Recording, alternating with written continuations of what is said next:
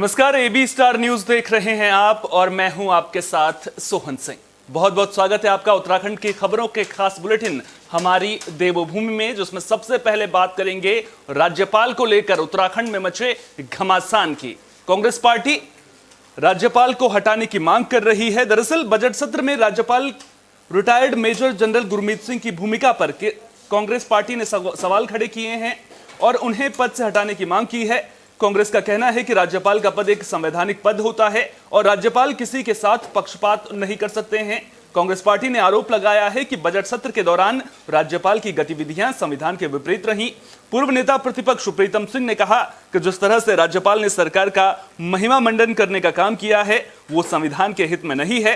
Congress party ने केंद्र सरकार से राज्यपाल को हटाने की मांग की है। कहना नहीं चाहता, लेकिन बाहर जो आचरण था राज्यपाल महोदय का, वो संवैधानिक दायित्वों का निर्वहन नहीं कर रहा था। मैंने कहा ना, मैं देखिए, बहुत सारी चीजें अमेंड हो सकती है अभी, क्योंकि वो बाहर नहीं आई कार्रवाई। मैंने इसीलिए कहा कि भाई जो उन्होंने कहा आपने सुना, लेकिन कार्रवाई जब तक हाथ में नहीं आएगी तब तक क्या कहेंगे। लेकिन बाहर आकर के सरकार को जिस तरीके से महिमामंडित करने का काम उन्होंने किया, संवैधानिक पद पर बैठा हुआ व्यक्ति ये कृत्य नहीं कर सकता, राज्यपाल ये कृत्य नहीं कर सकता। इवन टू स्पीकर जो पार्टी का होता है वो भी जो है न्यूट्रल रहता है, आपने देखा होगा।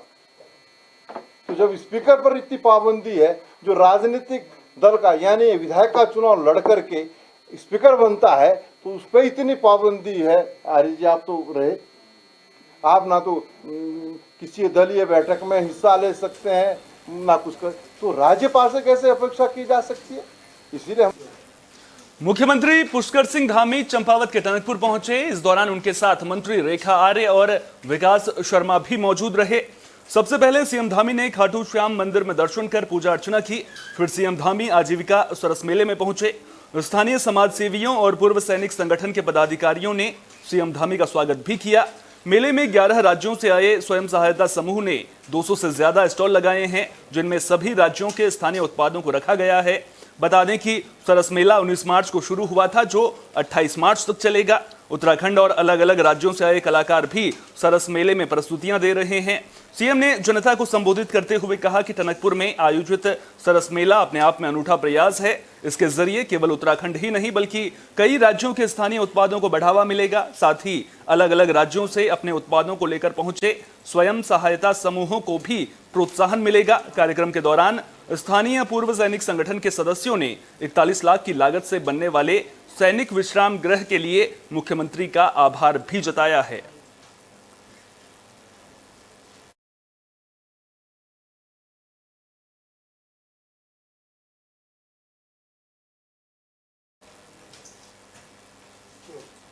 अब बात पूर्व मुख्यमंत्री भगत सिंह कोश्यारी की भी कर लेते हैं, जो इन दिनों अपने गृह जनपद के दौरे पर हैं। इस दौरान उन्होंने मंदिरों में भी दर्शन किए हैं। तो पूर्व मुख्यमंत्री भगत सिंह कोश्यारी अपने गृह जनपद बागेश्वर के दौरे पर हैं। नगर भ्रमण के दौरान भगत सिंह कोश्यारी कुमाऊं के काशी के नाम से प्रसिद्ध बागनाथ मंदिर में पहुंचे। इस दौरान पार्टी पदाधिकारियों और कार्यकर्ताओं ने उनका जोरदार स्वागत किया। भगत सिंह कोश्यारी ने सबसे पहले काल भैरव मंदिर में दर्शन कर पूजा अर्चना की, फिर बागनाथ मंदिर में भी पूजा अर्चना कर आशीर्वाद लिया है।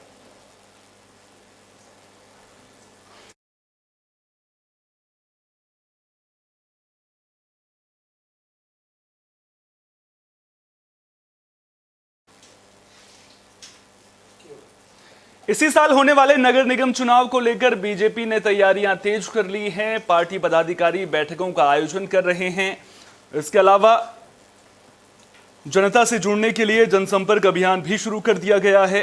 बीजेपी युवा मोर्चा के महानगर अध्यक्ष देवेंद्र सिंह बिष्ट ने कहा कि नगर निगम चुनाव को लेकर बीजेपी ने तैयारियां तेज कर दी हैं।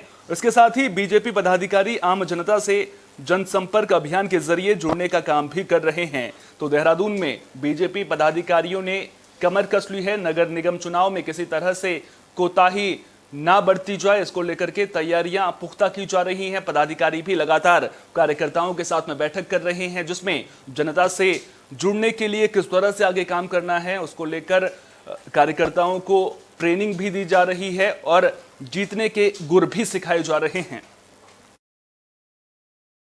देखिए, जैसे संगठन ने मुझे ये जिम्मेदारी दी है तो 2023 में नगर निगम चुनाव, 2024 में लोकसभा चुनाव, तो मेरा कहना है कि युवा मोर्चा कंधे से कंधा मिलाकर जनता के साथ और मुख्यमंत्री जी के साथ और संगठन के साथ खड़ा रहेगा और प्रत्येक वार्ड में 100 के 100 वार्डों में युवा मोर्चा जाएगा और नगर निगम चुनाव में जाहिर सी बात है कि हम जीत। रुड़की में अवैध पटाखा गोदाम में 20 फरवरी को धमाके के बाद आग लगने का मामला सामने आया था, जिसमें 4 लोगों की मौत हो गई थी। अब पुलिस को इस मामले में बड़ी कामयाबी मिली है। तो पंचायती धर्मशाला के पास 20 फरवरी को अवैध पटाखा गोदाम में आग लगी थी। 4 युवकों की मौत का मामला सामने आया था। मामले में सिविल लाइन कोतवाली पुलिस को बड़ी कामयाबी मिली है। पुलिस ने गोदाम के मालिक आलोक जिंदल और उनके भतीजे आयुष जिंदल को पटियाला लस्सी के पास से गिरफ्तार कर लिया है। इस घटना के बाद बड़ी संख्या में लोग विरोध भी कर रहे थे। मुआवजे को लेकर हंगामा भी देखने को मिला था। सियासी नेताओं के पहुंचने का सिलसिला भी शुरू हुआ था और पुलिस की टीम लगातार गोदाम के मालिक की गिरफ्तारी के लिए प्रयास कर रही थी। अब पुलिस को कामयाबी मिली है। गोदाम के मालिक और गोदाम के मालिक के भतीजे को पुलिस ने गिरफ्तार कर लिया है।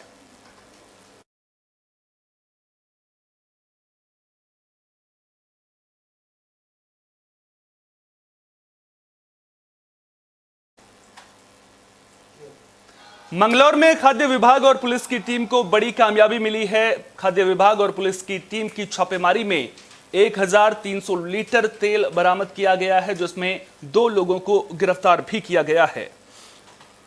तो मंगलौर में खाद्य विभाग और पुलिस की टीम ने छापा मारा था। छापेमारी में पुलिस ने 2 लोगों को 1300 लीटर तेल के साथ गिरफ्तार कर लिया है। वहीं एक आरोपी फरार होने में कामयाब रहा। दरअसल खाद्य विभाग को मंगलौर के थिथोला गांव के एक घर में तेल के अवैध भंडारण की जानकारी मिली थी। पुलिस की टीम ने मौके से एक टैंकर, 4 ड्रम और तेल चोरी करने के उपकरण बरामद किए हैं। गिरफ्तार आरोपियों की पहचान आमिर उर्फ पप्पू और आश मोहम्मद के रूप में हुई है। पूछताछ में पुलिस ने बताया कि ड्रम और टैंकर से करीब 1300 लीटर डीजल और मिट्टी का तेल बरामद किया गया है। फिलहाल पुलिस आरोपियों से यह पता करने की कोशिश कर रही है कि वे तेल कहां से लाते थे और सप्लाई कहां करते थे, साथ ही उनकी गैंग में और कौन कौन लोग शामिल हैं।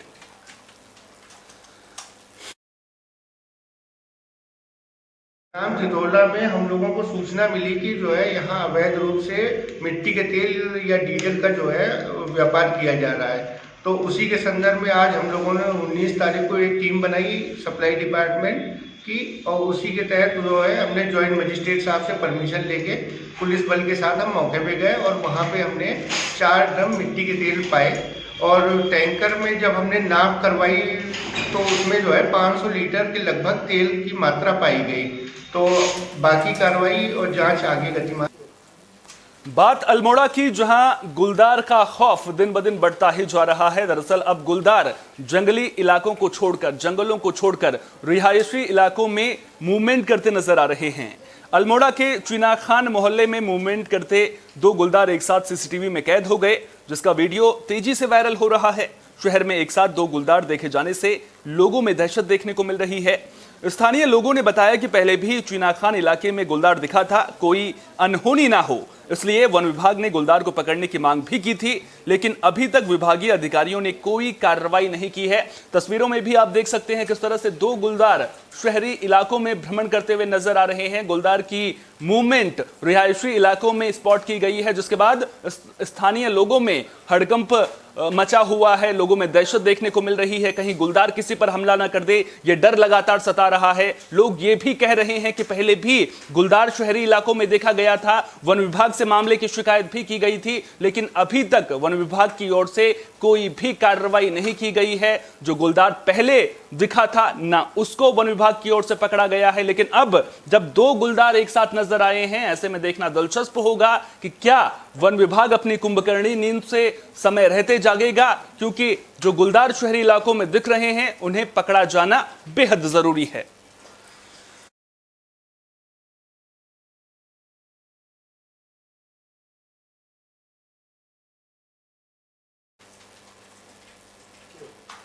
उत्तरकाशी में पंचकोसी वारुणी यात्रा को लेकर श्रद्धालुओं में उत्साह देखने को मिल रहा है। श्रद्धालु भक्तिमय माहौल के बीच यात्रा पर निकले हैं। रविवार को सुबह से ही उत्तरकाशी में हो रही बारिश के बीच भी वारुणी यात्रा निकली थी, जिसमें श्रद्धालुओं की अटूट आस्था देखने को मिली। ब्रह्म मुहूर्त में श्रद्धालुओं के जत्थे के साथ वारुणी यात्रा की शुरुआत हुई। यात्रा की शुरुआत उत्तरकाशी के बड़ेथी से वरुणा नदी में स्नान करने के साथ हुई। 15 किलोमीटर की पैदल यात्रा वरुणावत पर्वत के ऊपर से गुजरते हुए असी गंगा और भागीरथी के संगम पर संपन्न होती है। पंचकोसी वारुणी नाम से हर साल होने वाली इस यात्रा का बड़ा धार्मिक महत्व भी माना जाता है। मान्यता है कि जो श्रद्धालु इस यात्रा को पूर्ण कर लेता है उसे 33 करोड़ देवी देवताओं की पूजा अर्चना का पुण्य मिलता है। इस एक यात्रा में शामिल होने से अश्वमेध यज्ञ कराने जैसा लाभ मिलता है।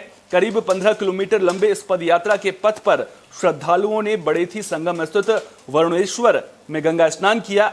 उसके बाद बसुंगा में अखंडेश्वर, साल्ड में जगन्नाथ और अष्टभुजा दुर्गा, ज्ञानजा में ज्ञानेश्वर और व्यासकुंड वरुणावत शीर्ष पर भी पूजा अर्चना की गई। तो कुल मिलाकर देखा जाए तो वारुणी यात्रा की धूम देखने को मिली है। तस्वीरों के जरिए भी आप देख सकते हैं किस तरह से रांसू की धुन पर जो स्थानीय लोग हैं, जो श्रद्धालु हैं, वो नृत्य करते हुए भी नजर आ रहे हैं।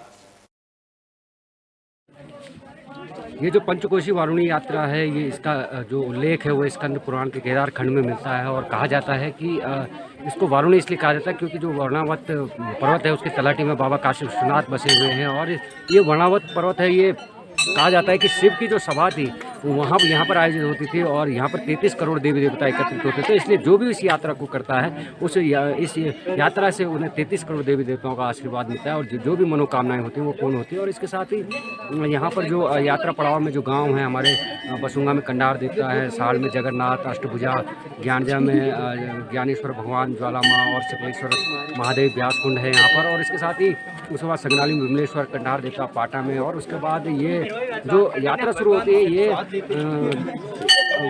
वरुणा और भागीरथी के संगम से शुरू होकर अस्सी और भागीरथी के संगम पर खत्म होती है। वास्तव में जो है ये उत्तरकाशी जनपद की जो ये वरुणा घाटी की जो ये यात्रा है ये धार्मिक दृष्टि से बहुत महत्वपूर्ण है। इसका वर्णन जो है विभिन्न पुराणों में है और मैं तो समझता हूँ कि हमारे लिए जो है इस बार मैंने प्रमुख जी से भी कहा कि हमको भी जो है इस यात्रा में जाना चाहिए। वास्तविक जो यात्रा है ये पर्यटन की दृष्टि से भी जो है बहुत महत्वपूर्ण है। पहले भी हमने जो है पर्यटन मंत्री जी से निवेदन किया था कि ये उत्तरकाशी जनपद की यात्रा जो है वरुणा घाटी की यात्रा है, ये यात्रा जनपद स्तर में नहीं बल्कि उत्तराखंड स्तर में ये घोषित हो। इसके लिए जो अलग से पैकेज दिया जाए जिससे हमारी माँ बहनें, हमारे पूर्वजों की जो आस्था बनी हुई है, मैं समझता हूँ कि आज जो है पूरे इस वरुणा घाटी में जो है ज्ञानजा की बात करें। उत्तराखंड की खबरों के खास बुलेटिन हमारी देवभूमि में फिलहाल के लिए इतना ही। देश दुनिया की तमाम अहम खबरों के लिए बने रहिए AB स्टार न्यूज के साथ। फिलहाल दीजिए इजाजत, नमस्कार।